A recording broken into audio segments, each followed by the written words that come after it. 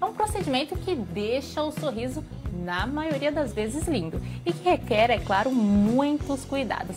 Para falar mais sobre esse assunto e sobre saúde bucal, a gente recebe aqui a dentista Alessandra Marques. Seja muito bem-vinda. Obrigada, um prazer estar aqui. O prazer é meu. Para a gente começar, doutora, eu queria que você contasse quais são os cuidados aí essenciais para quem tem essas lentes nos dentes. É preciso ter mais cuidado que o normal?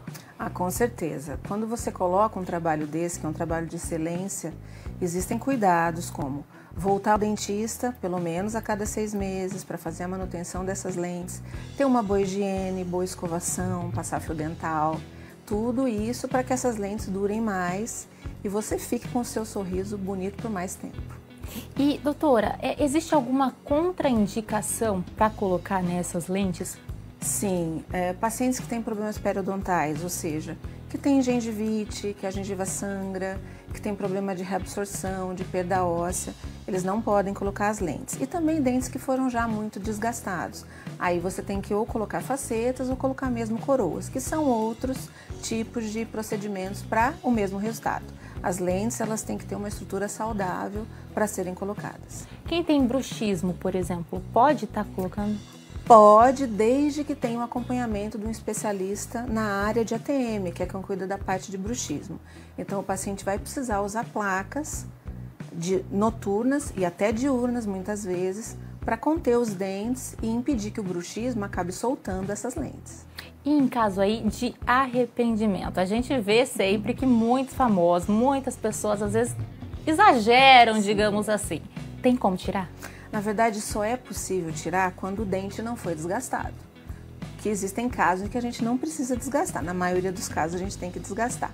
Então, só é reversível totalmente quando a tua estrutura dental não foi alterada.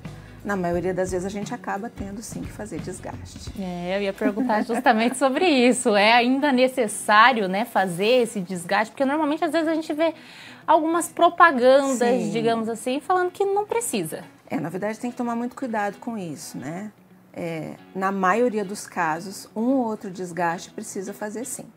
Então, o paciente também tem que estar atento a isso e procurar um bom profissional para poder tirar todas essas dúvidas antes de optar por fazer as lentes. Doutora, uma outra opção, digamos assim, mais barata para trazer aí um sorriso mais brilhante são os clareamentos. Sim. Os clareamentos, eles são indicados aí para qualquer pessoa? Como funciona? Na verdade, o clareamento pode ser feito desde que você esteja com a sua saúde bucal em ordem. Isso vale também, como eu falei, das lentes. Não pode estar com gengivite, doença periodontal, você tem que estar com a sua boca saudável. Mas qualquer pessoa, ela pode fazer clareamento desde que ela passe por um bom profissional para avaliar realmente a necessidade e avaliar também como vai ser feito esse clareamento, porque existem várias técnicas também. Quais técnicas existem atualmente no mercado? Na verdade, a gente tem clareamento feito totalmente em casa, que é o tratamento caseiro. A gente tem o uso de lasers, de LEDs, a gente tem o LED violeta, que hoje é o preferido aí, porque ele não causa muita sensibilidade. Então, tem essas técnicas, mas elas têm que ser muito bem indicadas. Você comentou aí sobre sensibilidade. O clareamento, por acaso, ele enfraquece, digamos assim, o dente? Na verdade, enfraquece não é a palavra. Quando é feito de maneira exagerada, com certeza você pode ter um enfraquecimento do esmalte. Mas se feito na medida certa, com controle do dentista, com o paciente seguindo direitinho, a sensibilidade é mínima e não existe enfraquecimento e nenhum tipo de desgaste do esmalte. Show! A gente sempre escuta, né, aí falando que café e refrigerantes são inimigos dos nossos dentes. É verdade? O que eles fazem? Na verdade, o café ele tem uma substância chamada tanino, que também está presente no vinho. E isso pode manchar os dentes, tá? Já em relação aos refrigerantes, principalmente os que têm cola, né? Eles têm algumas substâncias ácidas que podem afetar o esmalte dos dentes. Então, eles são vilões nesse sentido, tá? O uso exagerado, lógico, pode causar problemas nos dentes, sim. E aí, para reverter, no caso?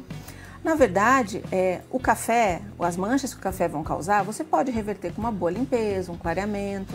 Agora, o uso excessivo dos refrigerantes, por exemplo, causa uma erosão ácida. Aí você tem um desgaste realmente do esmalte. Aí, muitas vezes, entra a possibilidade de colocar lentes nesses dentes onde sofreram esses desgastes causados por exemplo, pelo refrigerante.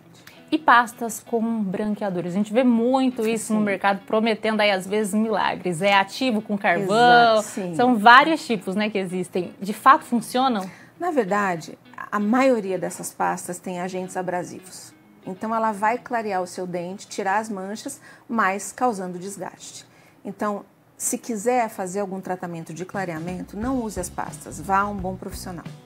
Certo, e olha, ainda falando, né, sobre saúde bucal, dor ou sensibilidade nos dentes é sinal de cárie? Nem sempre, tá?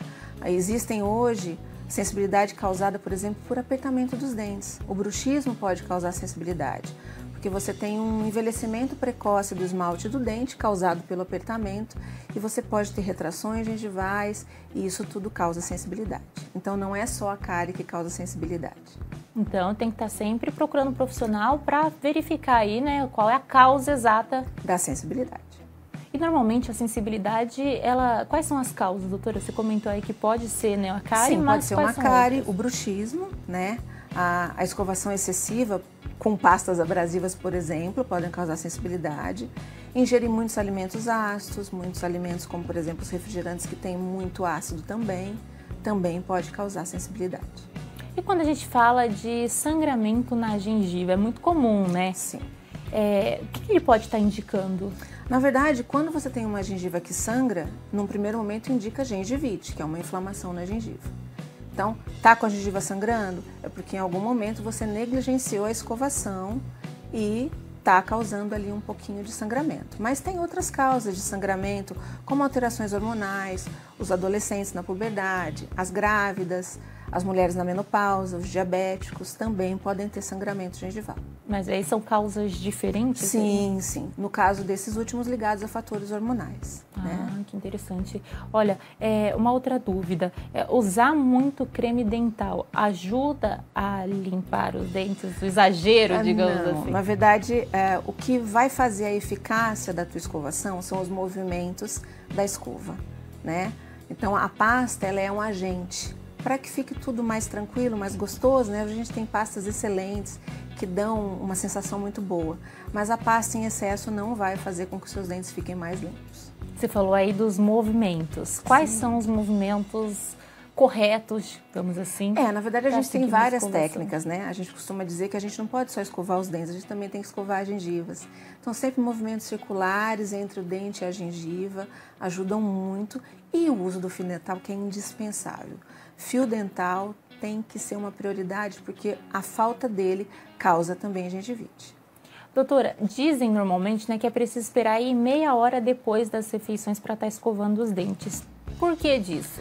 Na verdade, isso tem a ver muito com o tipo de alimento que você ingeriu. Por exemplo, se você naquela refeição comeu coisas muito ácidas ou tomou coisas muito ácidas, um suco de abacaxi, um suco de limão, ou você colocou muito vinagre na sua salada, esse ácido fica durante um tempinho na superfície do esmalte. Então, por isso a gente fala para esperar uma meia horinha para escovar os dentes. Mas se a tua alimentação naquele dia não teve nada de ácido, nenhum alimento, nenhuma bebida, não tem problema, você pode escovar assim que você terminou de se alimentar. Mas qual o problema desse ácido estar ali porque, presente? na verdade, esse ácido, como ele está na superfície do esmalte, a escova vai causar um atrito e esse ácido pode fazer algum malefício. Mas assim, na verdade, isso está começando a cair por terra, né?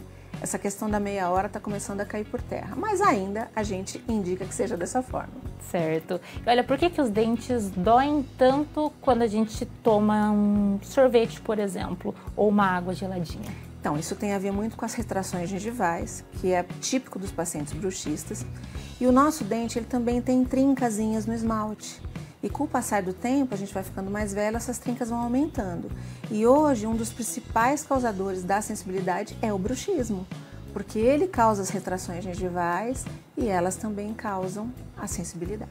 São visíveis essas retrações? As retrações, sim. Os pacientes percebem um socavado, né, entre o dente e a gengiva. Às vezes eles chegam no consultório falando, doutora, aqui, ó, eles com a unha conseguem mostrar. Consegue, é fácil de identificar em casa mesmo, então. Sim. Certo, olha, é verdade que um problema dental pode provocar aí doenças cardiovasculares? Sim, pode. Existe uma doença chamada endocardite bacteriana, que é causada, sim, por bactérias que podem estar na sua boca que caem na sua corrente sanguínea e vão até o seu coração, causando a endocardite e pode levar a óbito. A endocardite seria o que exatamente? Na verdade, é uma infecção no endocárdio, né? Que reveste o nosso coração. E aí, para tratar? Na verdade, ação antibiótica, mas tem casos em que não é possível nem chegar até o hospital, né? Então, por isso que a gente precisa estar sempre indo, sempre vendo se não tem nenhuma infecção, nenhuma inflamação, nenhum foco, nenhum dente que esteja com dor a ponto de precisar fazer um canal, que possa gerar algum abscesso. Então, é muito importante cuidar da saúde bucal, porque ela tem a ver, sim, com o nosso coração. Quando a gente fala de mau hálito, o que exatamente pode estar causando o mau hálito? O mau hálito ele tem vários fatores. As pessoas que respiram pela boca, né? Quem tem rinite, sinusite, as pessoas que têm refluxo, aquelas que não têm o hábito de escovar a língua também. Muitas vezes o diabético tem mau hálito também, causado pela própria questão dos medicamentos e alteração no sangue, né? De quem tem diabetes, que é um hálito mais cetônico. Então são N causas aí do mau hálito. Tá, só uma última pergunta rapidinho para finalizar. Qual que é a frequência certa para ir ao dentista, doutora? No mínimo a cada 6 meses, que é o que a Organização Mundial de Saúde preconiza. Então, pelo menos 2 vezes por ano, ir ao seu dentista para ver como é que está a sua saúde bucal. Muito obrigada por hoje, viu, doutora? Eu que agradeço. Volte sempre.